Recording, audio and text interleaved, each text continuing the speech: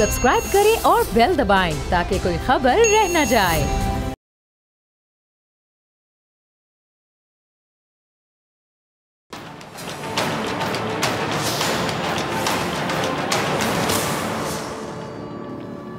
अस्सलाम वालेकुम नाज़रीन, मैं हूं डॉक्टर फ़िज़ा अकबर खान और मैं हूं पाकिस्तान और आप देख रहे हैं पाकिस्तान के सबसे बड़े न्यूज़ चैनल का नंबर 1 प्रोग्राम ऐसे नहीं चलेगा। एक दफ़ा का जिक्र है कि एक बाज शिकार की तलाश में उड़ता फिर रहा था। अचानक उसकी नज़र नीचे पड़ी तो देखकर वो बहुत हैरान हुआ कि एक शेर, अब ज़रा गौर से सुनिएगा नाज़रीन, वो हैरान किस बात पे हुआ कि एक शेर एक बकरी को अपनी पुश्त पर बिठाकर सैर करवा रहा है और ताज़ा ताज़ा घास बकरी को खुद खिला रहा है शेर, और बकरी बड़े मज़े से बिना डरे शेर की सवारी से लुत्फ़अंदोज़ हो रही है। माजरा यकीनी तौर पे हैरान कुन था। बाज ने अपनी हैरानी दूर करने का फैसला कर लिया। जब शेर बकरी को उतार कर इधर उधर हुआ तो बाज बकरी के पास पहुंचा और सवाल किया कि भी बकरी, ये माजरा क्या है? शेर तो तुम्हारा सबसे बड़ा दुश्मन है, मगर वो तुम्हें इतना प्यार क्यों दिखा रहा है और तुम उससे डरती भी नहीं हो? बकरी मुस्कुराई और बताया कि एक दफ़ा दरिया में सैलाब आया और बहुत से जानवर उसमें बह गए। उनमें ये शेर भी था जो उस वक्त एक छोटा सा बच्चा था और डूबने के करीब था। मुझे इस पर तरस आया और मैंने इसे बचा लिया। उस वक्त से ये मेरे साथ है और अब ये मुझे अपनी माँ समझता है और मेरे उस एहसान का बदला इस तरह प्यार से अदा कर रहा है। और उसने ये भी बताया कि जंगल के किसी जानवर की मजाल नहीं जो मुझे गलत निगाह से देखे, ये उसे चीर फाड़ देता है जो मुझे तंग करने की कोशिश भी करता है। अच्छा, बाज ने हैरान होकर पूछा कि भी बकरी, क्या एहसान करना इतनी अच्छी बात है? बकरी बोली कि बहुत, बिल्कुल बहुत अच्छी बात है एहसान करना, मगर एहसान भी देखकर करना चाहिए। अच्छा, अभी बात हो ही रही थी कि इतने में शेर आ गया और बाज पूरी बात सुने बगैर उड़ गया। अब क्या होता है, कुछ दिन गुजरने के बाद बाज ने एक चूहे को देखा जो बर्फीले पानी में डूब रहा था। बाज को बकरी की बात याद आ गई, एहसान वाली, कि एहसान करना अच्छी बात है। उसने क्या किया, जो तेज़ी से नीचे आकर चूहे को पानी से निकालने की उसने कोशिश की और चूहा सर्दी से मरने के करीब था। बाज उसे एक चट्टान पर ले गया और अपने परों से ढांप लिया ताकि चूहे को गर्मी मिले और वो ठीक हो जाए। अब इस दौरान बाज की आंख लग गई और चूहे को होश आ गया और चूहे ने बाज के सारे पर कुतर डाले और खुद 9-2-11 हो गया। अब जब बाज की आंख खुलती है तो अपनी हालत देखकर परेशान हो गया, उसके होश उड़ गए। बाज किसी ना किसी तरह गिरता पड़ता गुस्से की हालत में सीधा बकरी के पास पहुंच गया और सारा माजरा बयान किया कि बकरी, तुम तो बोली कि तुमने एहसान करना बहुत अच्छी बात है और तुमने ये मेरे साथ जो किया मैंने तुमसे सीखा और मेरे साथ ये हो गया। तो बकरी बोली कि तुमने मेरी बात गौर से नहीं सुनी थी, पूरी नहीं सुनी थी और उड़ गए थे। मैंने कहा था कि एहसान बहुत अच्छी बात है, एहसान करना बहुत अच्छी चीज़ है, मगर देखकर करना चाहिए कि किस पे कर रहे हैं। मैंने एक शेर पर एहसान किया था जो जंगल का बादशाह है, बहादुर है, ताकतवर है, आला ज़र्फ़ है और उसने मेरे एहसान का बदला भी आला ज़र्फ़ी से दिया। और तुमने एहसान किया एक चूहे पर जो कि कम ज़र्फ़ जानवर है, सो बदला भी कम ज़र्फ़ी से मिला तुम्हें। एहसान करो मगर बदले की उम्मीद किसी से ना रखो। आला ज़र्फ़ आपके एहसान का बदला आला ज़र्फ़ी से ही देगा और कम ज़र्फ़ अपने ज़र्फ़ की तरह ही बदला देगा। अब नाज़रीन, कहने को तो ये कहानी है, लेकिन हकीकी ज़िंदगी में इसकी मिसालें आपको बहुत नज़र आएंगी। हमारी सियासत को देख लें, ऐसी मिसालों से हमारी सियासत भरी पड़ी है। नवाज शरीफ, उनकी बेटी मरियम नवाज़ इस वक्त जो कर रहे हैं उसके बारे में आपका क्या ख्याल है? उनके तर्ज़े अमल, उनके बयानिए को आप लोग क्या कहेंगे? पाकिस्तान ने, पाकिस्तानी अवाम ने 3 बार नवाज शरीफ को इज़्ज़त दी, वोट दिए, 3 बार उन्हें पाकिस्तान के सबसे बड़े ओहदे पर पहुंचाया ना। 3 बार वज़ीर आज़म पाकिस्तान बनाया पाकिस्तानी अवाम ने, लेकिन बदले में अवाम को क्या मिला? बदले में इन्होंने क्या दिया? इदारों पर हमले, पाकिस्तान मुखालिफ बयानिया जिसको भारत में अप्रिशिएट किया जाता है। क्या ये कम ज़र्फ़ी नहीं है? अगर ये कम ज़र्फ़ी नहीं तो फिर क्या है? मुल्क दुश्मनी वाले इस बयानिए ने रियासती इदारों को नुकसान पहुंचाने की भरपूर कोशिश की है। पाकिस्तान और रियासती इदारों के मुखालिफ बयानिया सामने आने पर पाकिस्तानी अवाम भी मुस्लिम लीग नून से मुतनफ़िर होने लगे हैं। नवाज शरीफ ने इदारों के साथ मुहाज़राई का मैदान सजाया और मरियम ने इस हवाले से राह को हमवार किया। जब से लंदन बैठे नवाज शरीफ ने ज़बान खोली है, ऐसे ऐसे बयान सामने आ रहे हैं कि सुनने वाले को समझ नहीं आता कि क्या कोई अपने मुफाद के लिए मुल्क दुश्मनी में इस हद तक भी गिर सकता है। ये झूठ नहीं, सच है कि नवाज शरीफ ने मुल्क में बाकायदा खाना जंगी की आग लगाने की पूरी कोशिश की है और मरियम नवाज फूके मार मार कर अपने बाप की लगाई हुई आग को हवा देने के लिए पूरे जतन करती रही हैं। नवाज शरीफ ने उस फौज को कमज़ोर करना चाहा जो मुल्क की सरहदों की हिफाजत कर रही है, जिसकी वजह से इस मुल्क का वजूद कायम है। नवाज शरीफ ने सिर्फ खुद ही नहीं हमला किया बल्कि अपने प्यादों के जरिए भी रियासती इदारों को तनकीद का निशाना बनाया है। अयाज सादिक के कौमी असम्बली में जो हालिया बयान है, इसने तो रियासत के वकार को खाक में मिलाने की पूरी कोशिश की और भारतीय मीडिया उस शख्स के बयान को दिखा दिखा कर पाक फौज और पाकिस्तानी हुकूमत पर कीचड़ उछालता रहा। यानी दुश्मन के मुंह में अल्फाज डाले अयाज सादिक ने, भारत की फतह के दावे करता रहा। अयाज सादिक ने कहा कि मेरा बयान तोड़ मरोड़ कर पेश किया गया, जबकि सच है कि भारतीय मीडिया तो वही सॉर्ट चला रहा है जिसमें अयाज सादिक के मुंह से इस अयाज सादिक के अपने मुंह से अल्फाज नहीं बल्कि आग के शोले निकल रहे थे, वो भी मुल्क के खिलाफ। वो शोले जो दुश्मन नहीं अपने मुल्क के वकार को ही आग लगा रहे थे। पाकिस्तान की वजह फतह जिसका एतराफ़ दुनिया ने किया, अयाज सादिक ने उसे मुतनाज़ बना दिया।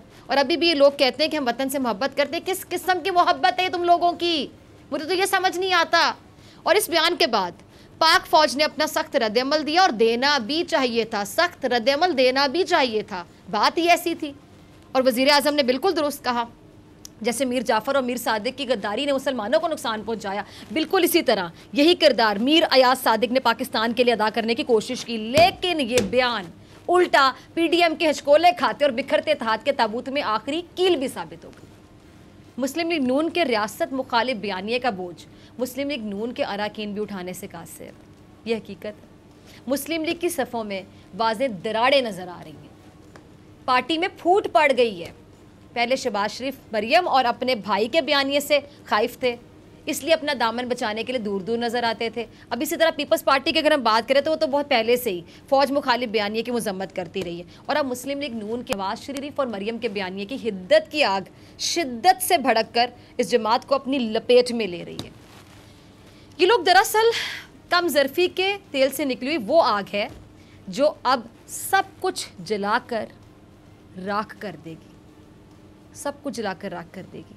मुस्लिम लीग नून बलूचिस्तान के जो सदर हैं जनरल रिटायर्ड अब्दुल कादिर बलोच, उन्होंने ये रियासत मुखालिफ जो बयानी है उस पर पार्टी छोड़ने का फ़ैसला किया है। और मुस्लिम लीग नून की जो मरियम और औरंगज़ेब साहिब हैं वो इससे इनकारी हैं और क्या मौक़िफ़ पेश करती हैं इस हवाले से ज़रा सुनिए और आप भी हैरान हो जाएंगे। ज़रा सुनिए फिर मैं इनको जवाब देती हूँ। इमरान खान को झूठा, मुनाफिक को ना जाने क्या क्या कहती रही, जबकि इन लोगों ने कभी भी अपना गिरेबान झांक कर शायद नहीं देखा। अब मरियम साहिबा कितनी ढिठाई के साथ झूठ बोल रही हैं कि अब्दुल कादिर बलोच को PDM की स्टेज पर नहीं बुलाया गया था, इसलिए वो नाराज़ हो गए थे। भला कोई इतना कमज़र्फ हो सकता है कि वो स्टेज पर ना बुलाने की वजह से इतना नाराज़ हो जाए कि पार्टी छोड़ने का फैसला कर ले? इतना कमज़र्फ कौन है हमें सब याद है, ज़रा तुम्हें याद हो कि ना याद हो। अब्दुल कादिर बलोच की मुस्लिम लीग नून से अलहदा होने की जो असल वजह है नवाज शरीफ का फ़ौज मुखालिफ बयानी है। सिंपल सी बात है, क्लियर सी बात है। अब्दुल कादिर बलोच खुद कह उठे हैं कि पाक फ़ौज के ख़िलाफ़ बयानियाँ मेरे लिए नाकाबिले बर्दाश्त है। नवाज शरीफ ने अपनी ज़ात में इस कदर उलझे हुए हैं कि उनको ना तो PDM की उलझने नज़र आ रही हैं और ना ही अपनी जमात में जो पाई जाने वाली बेचैनी उसकी लहर उनको दिखाई दे रही है। उनको परेशानी है तो सिर्फ इतनी कि अपने ऊपर कायम मुकदमात को आखिर किस तरह और कितनी जल्दी कैसे ख़त्म किया जा सके, किस तरह लूटी हुई दौलत को बचाया जा सके, किस तरह चौथी बार मुल्क का वज़ीर आज़म बनकर आ जाएँ। वो उनको फ़िक्र है तो बस इतनी कि नैब के पर किसी तरह काटे जाएं, किस तरह, और पाक फ़ौज को दबा दिया जाए ताकि कोई उनके गलत कामों के आगे खड़ा ना हो सके। वोट को इज्जत देने से पहले वोटर को इज्जत देनी पड़ती है। ये सिंपल सा फॉर्मूला है भाई। वोट को इज्जत देने से पहले वोटर को इज्जत देनी पड़ती है, जो उन्होंने कभी दी नहीं और मांगते हैं वोट को इज्जत। वोटर को इज्जत दी कि वोट को इज्जत दे कोई? वोट को इज्जत देने से पहले कौमी सलामती के दायरों को इज्जत देनी पड़ती है, जो उन्होंने कभी नहीं दी। और वोट को इज्जत देने से पहले अपने पार्टी अरकान की राय को इज्जत देनी पड़ती है। वो पार्टी ही है, वो पूरी टीम होती है जो चल रही होती है। आपको ये बात आज तक समझ नहीं आई? आप तो वन मैन शो को चलाना चाहते हैं कि सिर्फ आप और फिर आपके साथ भी आप। इन्होंने कभी भी अपने पार्टी वर्कर्स को, अरकान को इज्जत नहीं दी, उनकी राय को अहमियत नहीं दी। बस ऑर्डर देते हैं, ये मेरा ऑर्डर है। ऐसे तो नहीं चलता ना। और आज यही वजह है कि पार्टी अरकान भी नवाज शरीफ के साथ मजीद चलने को तैयार ही नहीं। उन्होंने कह दिया भाई हम तो नहीं चलेंगे, ऐसे नहीं चलेगा। लेकिन नवाज शरीफ साहब को और मरियम नवाज को ये नज़र नहीं आएगा, क्योंकि उनकी हुकूमत मुखालिफ बड़ी सी पट्टी बंधी हुई है। इसके लिए ये मुल्क दुश्मनों के एजेंडे पर चलने, मुल्की इदारों पर हमले करने से भी बाज नहीं आ रहे। यानी कुछ भी करने के लिए तैयार हैं, कुछ भी करने के लिए तैयार हैं, लेकिन दुश्मन के हाथों में तो ना खेलें। ये तो तमाम हदें पार कर गए। अब आप ये बताएं, ये कम ज़र्फ़ी नहीं है तो और क्या है? ये कम ज़र्फ़ी नहीं है तो और क्या है? सच बताओ तो इसी कम ज़र्फ़ी ने पीडीएम में भी वाज़े इख्तिलाफ पैदा कर दिए। जो छुपाए भी नहीं छुपेगा, जितना भी को पर्दा डाल लें नहीं छुपेगा। ये ज़रा फ़याज़ुल हसन चौहान का क्लिप देखिए। अब आज मरियम साहिबा एहतसाब अदालत में अपने चचा और अपने कज़न हमजा शहबाज के साथ इज़हार एकजहती के लिए एहतसाब अदालत पहुंची और इस इज़हार एकजहती के पीछे बताना ये मकसद था कि जो नून में से शीन निकलने की बातें हो रही थी वो गलत है। बज़ाहिर मरियम साहिबा दिखाना चाह रही थी कि पार्टी मुत्तहिद है और नवाज शरीफ के बयानिए से शहबाज शरीफ मुत्तफिक हैं, यानी सब एक पेज पर हैं। वो क्या कहते हैं ना कि हाथी के दांत दिखाने के और खाने के और, ठीक इसी तरह आपस में इत्तेहाद का ड्रामा रचाकर ये दिखाने की कोशिश की गई कि पार्टी में सब अच्छा है, जबकि अंदरूनी खबर के मुताबिक मरियम साहिबा पार्टी की बागडोर अपने हाथ में लेना चाहती हैं। इस हिसाब से देखें तो मरियम साहिबा बिलाशुबा दुरुस्त कह रही हैं कि नून से शीन नहीं निकलेगा बल्कि मीम निकलेगा, यानी मीम से मरियम। वाह मरियम साहिबा, आप तो बड़ी छुपी रुस्तम निकली, बड़ी छुपी रुस्तम निकली आप लोग अवाम से तो मुनाफिकत करते ही थे, चलो यहाँ तक तो ठीक था और अवाम भी बेचारी समझ चुकी थी कि आपने अवाम को बार बार डसा है और आइंदा भी डसने के मूड में है, लेकिन आपने तो अपने सगे चचा को भी नहीं बख्शा। मतलब किस कदर अफसोस का मुकाम है। शायद कुर्सी या इख्तियारात का जादू इतना सर चढ़कर बोलता है कि खून के रिश्ते भी सफ़ेद हो जाते हैं। शहबाज शरीफ हो या हमजा शहबाज, दोनों का नज़रिया नवाज शरीफ के नज़रिए से मुख्तलिफ है, ये बात सबको पता है। शहबाज शरीफ कभी भी रियासत मुखालिफ नज़रिए की हिमायत नहीं करेंगे, ये भी सबको पता है। और इसी नज़रिए ने नवाज शरीफ और शहबाज शरीफ में दूरियां पैदा कर दी हैं, बेबी को ढकी छुपी बात नहीं है, सबको पता है, क्लियर है। दूसरा, फ़याज़ुल हसन चौहान पूरे यकीन के साथ क्या कह रहे थे कि मौलाना फजलुर रहमान भी अयाज सादिक के बयान के बाद हाथ खड़े कर चुके हैं। मौलाना साहब भी हुकूमत गिराना चाहते हैं, लेकिन वो इसके लिए रियासत मुखालिफ बयानिया के कंधे पर बंदूक रख कर नहीं चलाना चाहते, क्योंकि वो एक बादशाह और सियासतदान है। वो जानते हैं कि फ़ौज मुखालिफ बयानिए ने मुस्लिम लीग नूर और पीडीएम की जड़ों को खोखला करके रख दिए। ये वो रास्ता है जिस पर चलकर पाँव तो ज़ख्मी हो जाएंगे लेकिन मंजिल नहीं मिलेगी। ये रास्ता गुमराह कुन है, इसलिए मौलाना साहब ने मुस्लिम लीग नून के साथ मज़ीद चलने से माजरत कर ली है। अब नाज़रीन, कम ज़र्फ़ी, खुद गर्जी और लालच, ज़ाती मुफाद, ये वो बीमारी हैं जो इंसान को दीमक की तरह खा जाती हैं, पर इंसान को तब तक पता नहीं लगता जब तक वो पूरे तरीके से बर्बाद ना हो। यही मामला मियाँ साहब के साथ भी दरपेश है। उनकी कम ज़र्फ़ी और लालच की दास्तान उनके प्यादे शाहिद खाकान अब्बासी साहब की ज़बानी ज़रा सुन लेते हैं। ये ज़रा क्लिप देखिएगा क्या कहते हैं। मुस्लिम लीग नून में बदउनवानों का टोला है और पूरी मुस्लिम लीग नून इससे नावाकिफ़ है। अभी शाहिद खाकान अब्बासी साहब कह रहे हैं कि नैब कहती है कि आप पर करप्शन का कोई इल्ज़ाम नहीं है। मतलब मैं क्या बोलूँ, अब शाहिद खाकान अब्बासी साहब आप कमाल की कॉमेडी करते हैं। कॉमेडी नहीं तो और क्या है। मतलब आप लोगों को नैब आपकी करप्शन का हिसाब मांगने के लिए नहीं बुलाता, बल्कि नान चने खिलाने के लिए बुलाता है। और हो सकता है कि आप ये शौक़ से ना खाते हो, क्योंकि आप लोग तो कीमे वाले नान से कम पर बात ही नहीं करते, कॉम्प्रोमाइज़ ही नहीं करते होंगे। अगर आप लोगों पर करप्शन का एक धब्बा भी नहीं लगा तो क्या मैं पूछ सकती हूँ कि नवाज शरीफ किस खुशी में लंदन फ़रार हुए थे? फ़रारी इश्तिहारी क्यों बन जाते हैं लोग फिर जाके वहाँ? उनको तो फिर पाकिस्तान में होना चाहिए था, फिर तो फिक्र करने की बात ही नहीं थी ना। अब झूठ भी उतना बोला जाए जितना संभाला जाए तो ही बेहतर है। अब शाहिद खाकान अब्बासी ने नवाज शरीफ की ज़बान बोली है, इसमें कोई दो राय नहीं। नवाज शरीफ की ज़बान बोली और क्या कहे जी कि नैब को ख़त्म कर देना चाहिए ताकि मुल्क चल सके। मतलब आप लोग वो क्या कहते तुसी, मतलब आप लोग किसी बर्तन के ढक्कन नहीं है, किसी भी बर्तन के आप ढक्कन नहीं है। वो पंजाबी से कहते हैं ना, किसी पांडे दे ढक्कन नहीं हो तुसी, किसी थाली दे बैंगन नहीं हो तुसी। आप लोग किसी बर्तन के ढक्कन नहीं है। कभी कहते हैं कि हुक्मरान नाअहल हैं, कभी कहते हैं मुल्क में महंगाई बहुत हो गई है, ये मुल्क ऐसे नहीं चल सकता, और अब नैब की वजह से मुल्क की तरक्की खतरे में पड़ गई है। अब दरअसल आप लोगों को महंगाई से ना पहले गर्ज थी और ना अब कोई मतलब है। समझ रखने वाले इस बात को समझते हैं, अक्लमंद इस बात को बखूबी समझते हैं।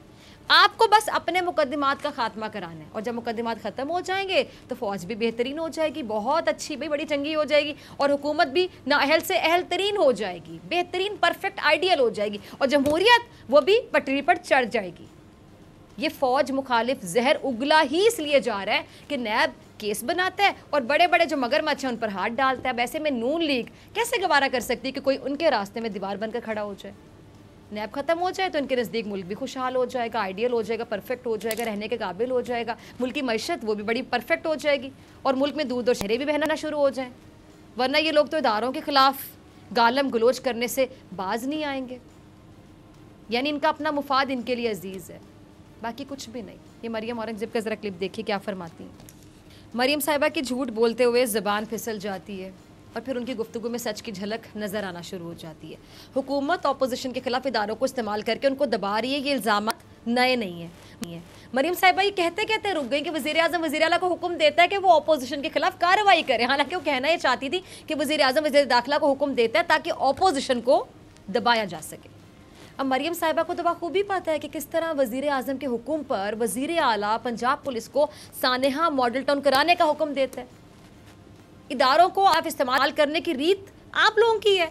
अब फ़र्क ये है कि आप अवाम का सहारा लेकर वोट को इज्जत होकर नारा लगाकर पाक फौज के खिलाफ अब खुलेआम साजिशें कर रहे हैं। अब तो ये भी नहीं को कह सकता ना कि आप ढकी छुपी साजिशें, आप खुलेआम साजिशें कर रहे हैं। और मरियम बीबी, एक और मरियम साहिबा, मरियम नवाज साहिबा आपकी और आप जैसों की सरपरस्ती करती हैं। ये जरा देखिए मरियम नवाज का क्लिप। वज़ीर आज़म इमरान खान ने क्या कहा जी? वाज़ेह अल्फाज में कह दिया था कि अब हर सियासी रहनुमा के साथ वही बर्ताव किया जाएगा, वही सलूक किया जाएगा जो एक आम कैदी के साथ होता है। बख्तरबंद गाड़ियों में शहबाज शरीफ और हमजा शहबाज को लाने पर मरियम साहिबा का झूठ मूठ का जो गुस्सा है फिर इमरान खान और इदारों पर उतरा। इदारों की टांगें आपके लंगड़े तहाज से ना पहले कभी कांपी थी और ना अब कांपती हैं। आप लोग अपनी कम ज़र्फ़ी की आखिरी हदों को छू रहे हैं और जब ये हद पार हो जाएगी पता है फिर क्या होगा? तब आप अपने खोदे हुए गड्ढे में खुद गिर जाएंगे। और ये जिसमें मैंने आपको आगाज़ में एक कहानी सुनाई थी, आपकी पार्टी भी उस बाज की तरह हो जाएगी, उस बाज की मानद हो जाएगी जिसके सारे जो पर है ना वो चूहे ने कुतर दिए थे, क्योंकि उसने चूहे पर एहसान कर दिया था और वो परवाज़ के काबिल नहीं रहा था। क्योंकि मुल्क की मट्टी और इससे जुड़े अवाम कह चुके हैं अपनी करप्शन छुपाने के लिए इदारों के खिलाफ इल्ज़ाम तराशी का सिलसिला अब नहीं चलेगा, क्योंकि अब ऐसे नहीं चलेगा। मिलते हैं ब्रेक के बाद।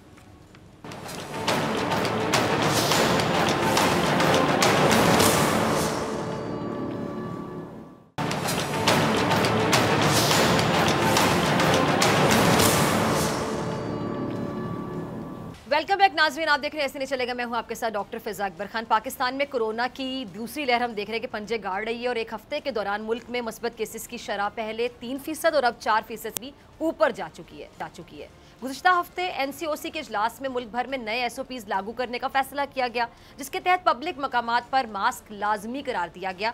और आज की खबर क्या है? आज की खबर ये कि वज़ीर आज़म की ज़ेर सदारत कौमी राब्ता कमेटी बराए कोविड-19 का इजलास कल होने जा रहा है, जिसमें अहम फैसले होने की तवक्को है। अच्छा नाज़रीन, मुल्क में कोरोना वायरस की जो पहली लहर है उसके दौरान लॉकडाउन से मुल्की मईशत को नाकाबिले तलाफी नुकसान पहुंचा था और मुल्की मुआशी शरह नमो मनफी है, जबकि अगर हम GDP की बात करें तो उसमें भी बड़ी कमी देखने में आई है। एक्सपोर्ट की बात करें, एक्सपोर्ट्स भी बुरी तरह मुतासिर हुई हैं और मुल्की कर्जों का जो हजम है वो रिकॉर्ड सतह पर भी पहुंच चुका है।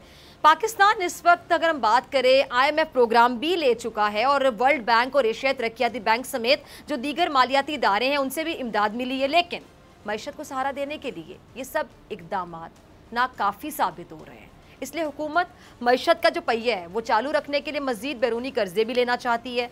अगर मैं कर्ज़ों की बात करूँ, अगरचे कर्ज़ों के जो मौखिर होने से या फिर रीशेड्यूलिंग से जो बैरूनी अदायगी हैं उनमें कुछ रिलीफ तो हासिल हुआ है, लेकिन इतना नहीं हुआ कि मुल्क दोबारा बड़े पैमाने पर लॉकडाउन का बोझ बर्दाश्त कर सके। कोरोना वायरस की जो दूसरी लहर है इसकी खबरों ने स्टॉक मार्केट को भी शदीद मुतासिर किया है और इस हफ्ते भी मंदी का रुझान देखने में आ रहा है और कारोबारी हफ्ते के लिए जो पहले रोज़ हैं 100 इंडेक्स में 775 पॉइंट्स की कमी हुई है। ऐसे में हुकूमत की जो मुआशी टीम है उसके बाद नाज़रीन क्या ऑप्शंस मौजूद हैं उस टीम के पास, जिन पर क्या गौर किया जा रहा है और क्या क्या ऑप्शंस हैं जो की जानी चाहिए, जिनको अडॉप्ट किया जाना चाहिए, इस पर बात करने के लिए मेरे साथ मुअज़्ज़िज़ मेहमान मौजूद हैं। हमारे इक़्तिसादी अमूर हैं, किसी तारुफ के मोहताज नहीं, मुज़म्मिल असलम साहब से बहुत शुक्रिया ज्वाइन करने के लिए। मुज़म्मिल असलम साहब, आपसे ये जानना चाहूँगी सबसे पहले कि अगर हुकूमत सनतों को भी लॉकडाउन करती है तो ऐसी सूरत में क्या नताइज सामने आएंगे और क्या ये ऑप्शन है भी? देखें, पहली बात तो ये कि ये ऑप्शन बिल्कुल भी नहीं है और हमारी हुकूमत एक कामयाब स्मार्ट लॉकडाउन के तजर्बे से गुजरी है जिसको ना सिर्फ पाकिस्तान में पजीराई मिली, बाकी अमेरिका में भी एक सेनेटर थे, आपको याद होगा पिछले दिनों उन्होंने एक बात की थी कि अगर पाकिस्तान की तरह का स्मार्ट लॉकडाउन अमेरिका में लगाया जाता तो उनकी इकॉनमी को $10 ट्रिलियन के नुकसान से बचाया जा सकता था। इसी तरीके से WHO के चीफ ने भी पाकिस्तान को सराहा था। तो मैं ये समझता हूँ कि हमारी जो स्मार्ट लॉकडाउन की जो स्ट्रैटेजी थी वो बहुत सक्सेसफुल थी और अब वो टाइम वापस आ गया है कि इसको इम्प्लीमेंट करें। इस चीज़ को आज कंफर्म असद उमर ने भी किया और असद उमर साहब का आज का एक बयान था जिसमें उन्होंने कहा था कि अगर हम जो है कोरोना से निपटने के लिए इस तरह की स्ट्रैटेजी लाएंगे जिससे मईशत और रोज़गार दोनों पे फ़र्क ना पड़े, तो वही वाली ट्रैक एंड ट्रेस चीज़ें होंगी, टाइमिंग्स को जो है वो ऊपर नीचे करेंगे, लेकिन रोज़गार को जो है वो मुतासर नहीं होने देंगे। इसका मतलब यही है कि सनतों को लॉकडाउन करने की ना कोई तजवीज़ है, ना कोई हम उस स्टेज पे पहुँचे हैं कि इसकी तरफ मुतवज्जा भी हों। ठीक है, अच्छा आगे चलते हैं मुजम्मिल साहब। अभी जो बैरूनी कर्ज़ों की बात होती है, बैरूनी कर्ज़ों का बोझ अगर हम देखें बढ़ता जा रहा है, हालांकि कम होना चाहिए लेकिन ये बढ़ता जा रहा है। इस बारे में हुकूमत की आपको क्या सोच नज़र आती है? हुकूमत कितनी सीरियस नज़र आती है आपको? देखें, ये बैरूनी कर्ज़े या मजमूई कर्ज़े में एक बात बोलूँगा कि जितना सीरियसली इस हुकूमत ने लिया शायद माजी की हुकूमतों ने नहीं लिया था, जिसकी वजह से आप ये देख लें कि हमारा जो जारी खसारा करंट अकाउंट डेफिसिट 19 अरब डॉलर तक पहुंच गया था 2019 में, 2018 में उसको सिफर करके ना सिर्फ सिफर किया बल्कि उसको प्लस में ले आए, सरप्लस जिसे कहते हैं। जब आपका जारी खसारा सरप्लस में आता है तो इसका मतलब ये कि आपको कम से कम बैरूनी कर्जा लेने की ज़रूरत नहीं पड़ेगी। लेकिन कर्जे में दो चीज़ें होती हैं, एक होती है सूद की अदायगी और एक होती है कि असल कर्जा वापस करना। असल कर्जा वापस करने के लिए सूद की अदायगी तो जारी खसारा में आती है, लेकिन असल कर्जा वापस करने के लिए आपको कर्जा लेना पड़ता है। दूसरी तरफ आपका बजट खसारा होता है जो मकामी रुपए में होता है, वो भी आप देखें कि जो है हुकूमत ने कोरोना के बावजूद उसको कम किया है। देखें, हम जो भी बात करें आलमी पस मंज़र में करें, पूरी दुनिया ने 1920 के बाद पहली दफ़ा मईशतें बंद होते हुए देखी स्पेनिश फ्लू के बाद, और पाकिस्तान सिर्फ वाहिद मुल्क नहीं है, पूरी दुनिया की मईशत सुकड़ी है, पूरी दुनिया की मईशतों के कर्ज़ों के हजम बढ़े हैं। जब हम पाकिस्तान का नाम लेते हुए बात करते हैं तो हमें पस मंज़र में पूरी दुनिया को और फिर देखना चाहिए कि हमारा जिनसे मुकाबला आया हमने उनसे बेहतर परफॉर्म कर रहे हैं या नहीं कर रहे।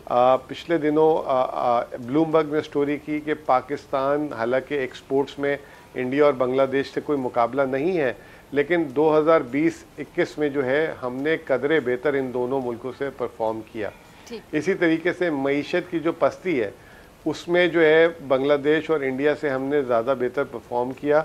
इंडिया की मईशत 10% सुकड़ी, हमारी जो है 1% भी नहीं सुकड़ी। अभी जो हमारी जो स्टॉक मार्केट जो जिसमें कंपनीज जो हैं खातेदार जो कंपनीज रजिस्टर्ड हैं, उन्होंने 3 माह में 52% जो है कारकर्दगी दिखाई है पिछले 3 माह के मुकाबले में, और तकरीबन 39% यानी 39% पिछले साल के मुकाबले में इनकी आमदनी बढ़ी है।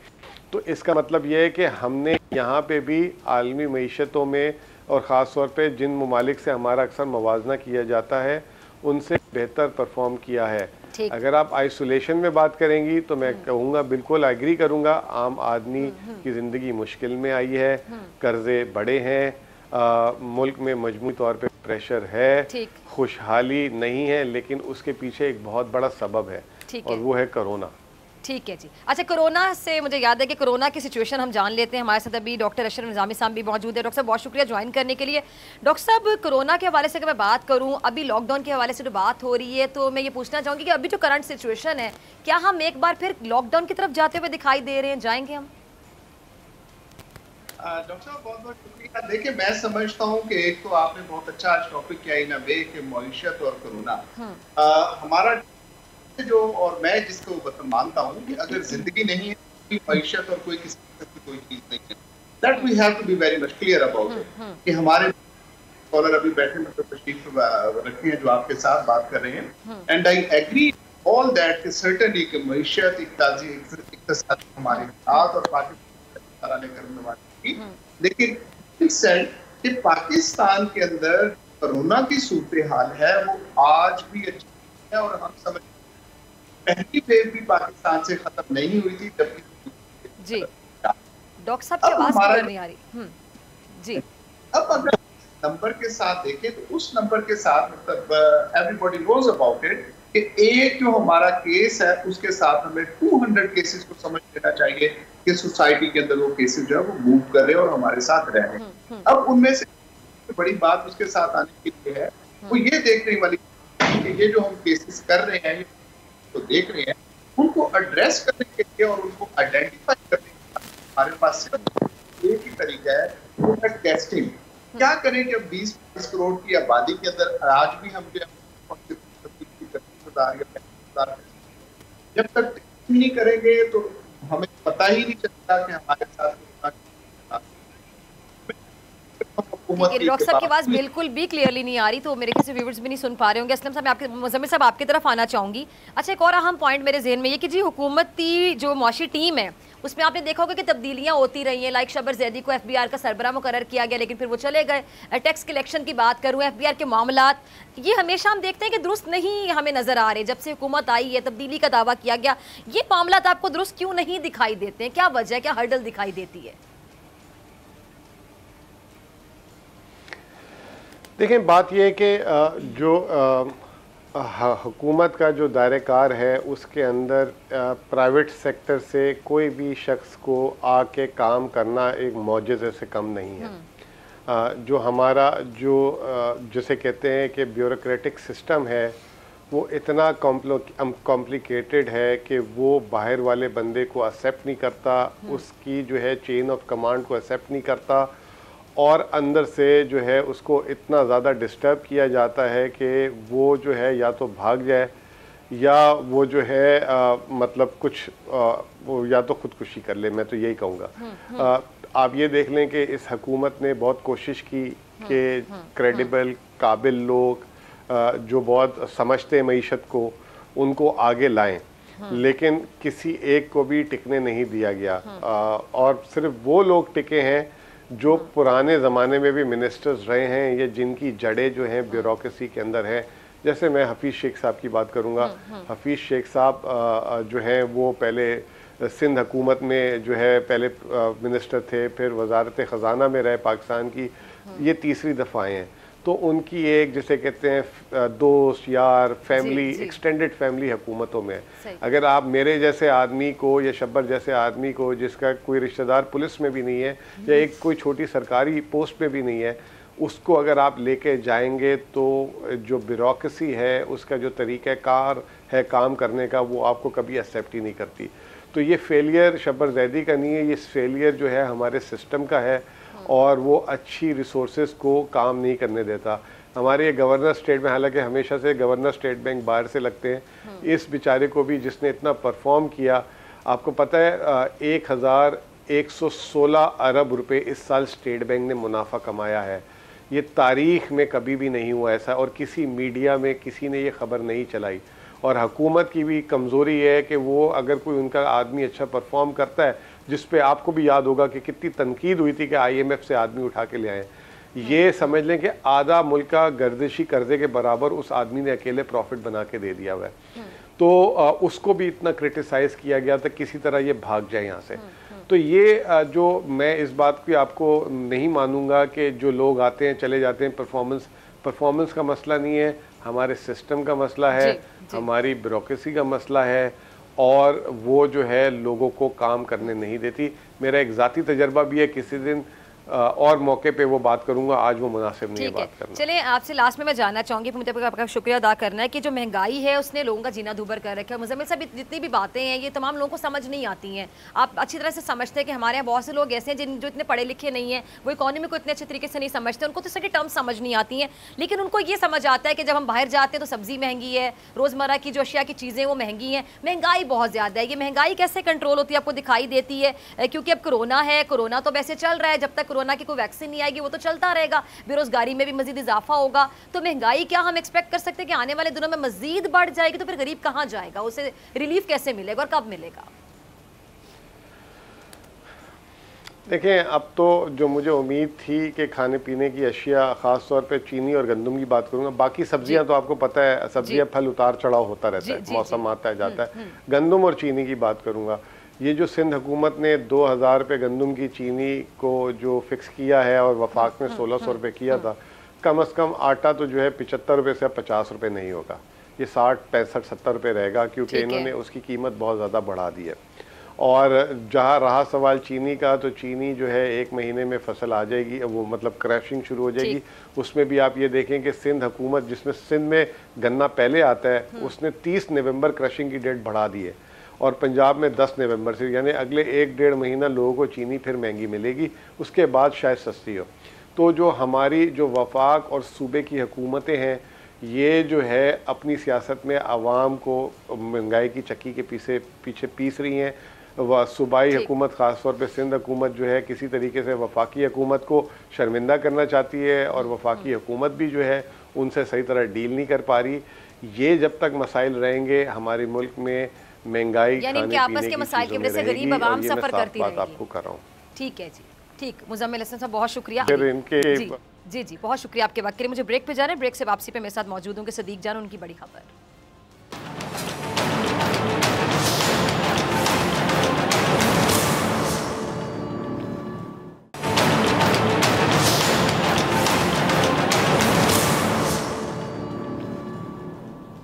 नाज़रीन, नवंबर के महीने का आगाज़ हो गया और मुल्क की तारीख में नवंबर को ख़ास अहमियत दी गई है, या फिर हम कह सकते हैं कि हासिल है या दी जाती रही है अहमियत। हुकूमतों को आने की तारीखें तो वैसे हर माह ही अपोजिशन की जानिब से दी गई हैं कि आज हुकूमत गई, कल हुकूमत गई, परसों हुकूमत गई, लेकिन ये महीना, हाँ, ये हम कह सकते हैं कि हाँ कुछ खास तो है। शहर इक़्तिदार में सियासी दर्जा हरारत बज़ाहिर तो कम नज़र आ रहा है, लेकिन नून लीग के जो रियासत मुखालिफ बयानिया है ना, उसने सकूत को तोड़ दिया। फ़ौज ने रियासत के खिलाफ बयानिए को मुस्तरद किया और 2 टोक पैगाम दिए, और दूसरी जानिब हुकूमत की जानिब से जो खामोशी है वो किसी बड़े तूफ़ान का पेश खैमा भी साबित हो सकती है। अब ऐसे माहौल में कि जब वज़ीर आज़म इमरान खान साहब नवाज शरीफ को वापस लाने का ऐलान कर चुके हैं, बहुत से मामलात ऐसे हैं जो अभी हम कह सकते हैं कि क्लियर नहीं है, वाज़े नहीं है, और लोग भी बहुत ज़्यादा कन्फ्यूज़ है कि आगे होने क्या जा रहा है। तो जानने की कोशिश करते हैं कि अभी क्या सिचुएशन है, आगे क्या एक्सपेक्टेड है। मेरे साथ मौजूद है नुमाइंदा खुसूसी सदीक जान। सदीक बहुत शुक्रिया ज्वाइन करने के लिए। सदीक, मुस्लिम लीग नून का जो रियासत मुखालिफ बयानिया है, इस पर क्या रद्द अमल मुतवक्के है आइंदा आने वाले दिनों में? देखिए, इस पे पाकिस्तान की फ़ौज का, पाक फ़ौज का रद्द-ए-अमल तो आ चुका है, जो ख़ास तौर पर याद सादिक का बयान था, लेकिन उसके बाद से हम देख रहे हैं कि हुकूमती तरफ जो है वो मुकम्मल तौर पर खामोशी है। अब ये तो नहीं कहा जा सकता कि हुकूमत जो है इस सारे मामले को आराम से हज़म कर लेगी, खामोशी इख्तियार कर लेगी और इस सारे मामले को ऐसे ही जाने देगी। उसकी वजह यह है कि समझ इसलिए नहीं आती ये बात कि ये बात डाइजेस्ट नहीं होती कि हुकूमत कुछ नहीं करेगी। उसकी वजह यह है कि जिस चीज़ के ऊपर पाकिस्तान की फ़ौज के तर्जमान को, DGISPR को आकर मौक़िफ़ देना पड़े और कहना पड़े कि तारीख़ के रिकॉर्ड की दुरुस्तगी के लिए मैं सामने आया हूँ, और वो बताएं कि किस तरह से पाकिस्तान की फ़ौज के जवानों को उनकी क़यादत के ख़िलाफ़ करने की कोशिश की जा रही है। उनको ये बताना पड़े कि कैसे पाकिस्तान की फ़तह को शिकस्त में और भारत की शिकस्त को फ़तह में बदलने के लिए पाकिस्तान की पार्लियामेंट में खड़े होकर कोशिश की गई है। तो इस सब के बाद ये हो नहीं सकता कि इसके बाद हुकूमत या हुकूमती इदारे जो हैं वो कोई एक्शन ना लें। लेकिन ये जैसे जैसे टाइम गुजरता चला जा रहा है, एक तो ज़ाहिर है as a journalist, as a Pakistani भी, बहुत सारे पाकिस्तानी भी इसका इंतज़ार कर रहे हैं। एज ए जर्नलिस्ट हमारे लिए भी बड़ा ये एक ऐसे समझें कि हैरानकुन भी है कि इतनी तवील हुकूमती जानिब से खामोशी। लेकिन सबसे ज़्यादा जो परेशानी है वो मुस्लिम लीग नून को है। उनको समझ नहीं आ रही कि उनके साथ क्या होने वाला है, क्योंकि जैसे मैंने आपको कहा कि ये हो नहीं सकता कि सारे मसले के ऊपर कोई एक्शन ना हो। उसकी वजह क्या है? पहले अवैस नूरानी बयान देते हैं, पहले बल्कि उससे भी पहले नवाज शरीफ मुसलसल तकरीरें करते हैं, फिर उसके बाद मरियम तकरीरें करती हैं, वो भी इल्ज़ामात लगाते हैं, मरियम भी इल्ज़ामात लगाती हैं, और फ़ौज की मौजूदा क़यादत के नाम ले लेकर इल्ज़ामात लगाए जाते हैं। फिर अवैस नूरानी खड़े होकर बलूचिस्तान की आज़ादी का नारा लगा देते हैं। फिर उसके बाद महमूद अचकज़ई कहते हैं हम बाढ़ उखाड़ कर फेंक देंगे, अफ़गानिस्तान और पाकिस्तान एक ही हैं। उसके बाद क्या होता है कि अयाज सादिक तो तमाम हदें क्रॉस कर लेते हैं। बिल्कुल। उसके बाद क्या होता है कि नवाज शरीफ कॉल करते हैं मौलाना फजलुर रहमान को, मौलाना फजलुर रहमान पहुँच जाते हैं अयाज सादिक के घर और कहते हैं कि अयाज सादिक ने जो कहा है, PDM का भी वही मौक़िफ़ है, वो जाकर अयाज सादिक के साथ खड़े हो जाते हैं।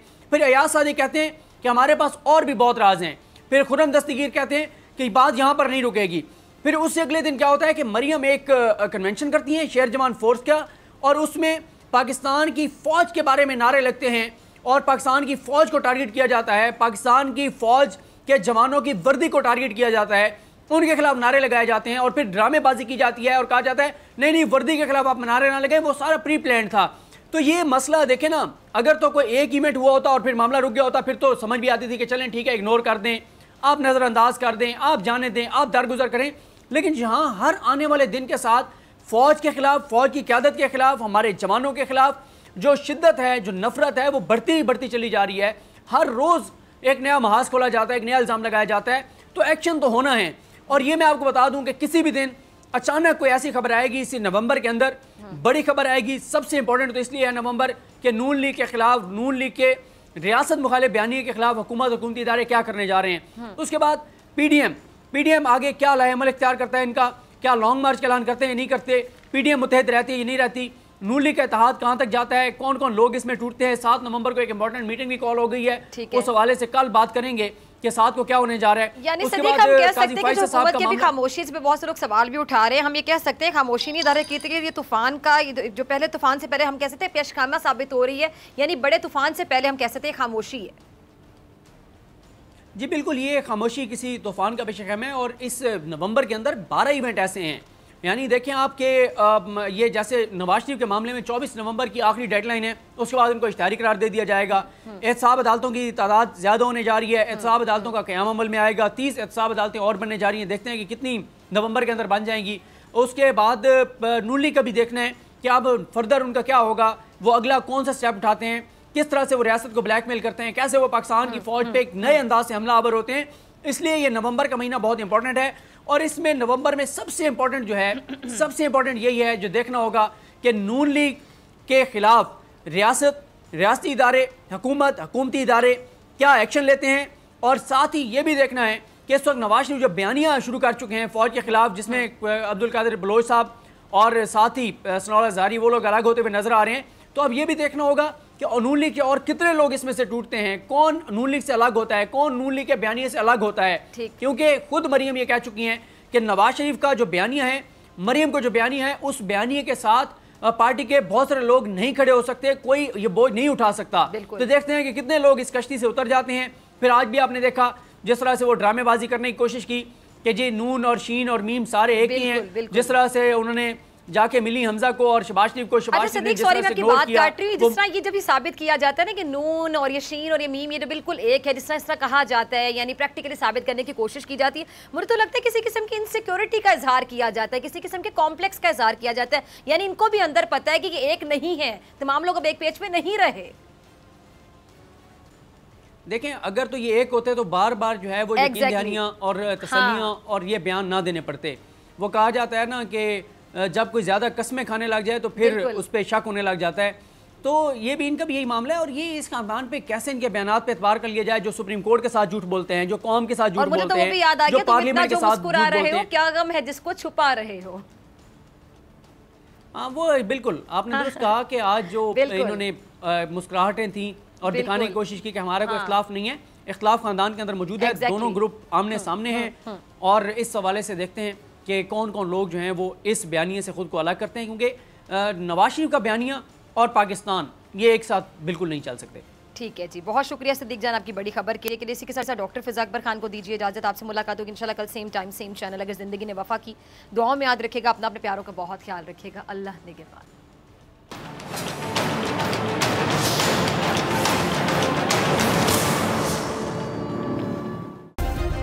सब्सक्राइब करें और बेल दबाएं ताकि कोई खबर रह न जाए।